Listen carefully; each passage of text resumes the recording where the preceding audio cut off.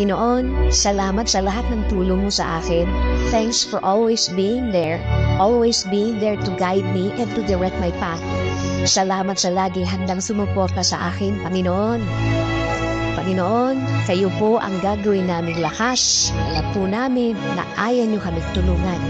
Kaya niyo kaming bigyan ng solusyon sa aming mga problema na nagpapahina sa amin. Marami po ang mga dumadating sa aming mga buhay ngayon, Panginoon. Marami ang nagiging hadlang sa aming plano at mga pangarap. Alam po namin na iisa-isahin niyong tatanggalin ang mga ito bilang bahagi ng pag-aalaga niyo sa amin.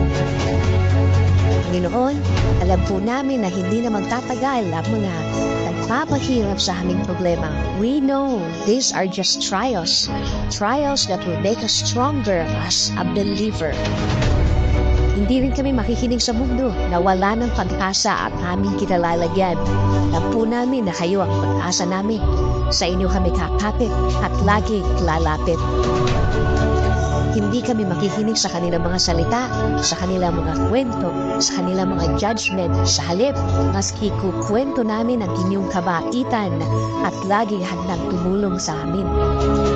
Sasabihin din namin sa kanila, Panginoon, na hindi lang na yun yung kami tinulungan, kundi matagal na natulungan nyo na kami dati at alam namin na tutulungan nyo rin kami ulit, Lord.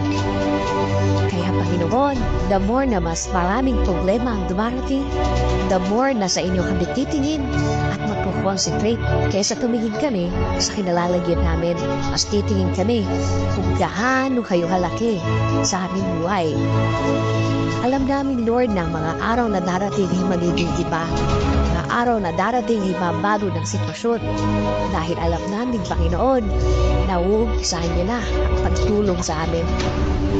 Kaya na yun palang, Panginoon, salamat, maraming salamat, Panginoon.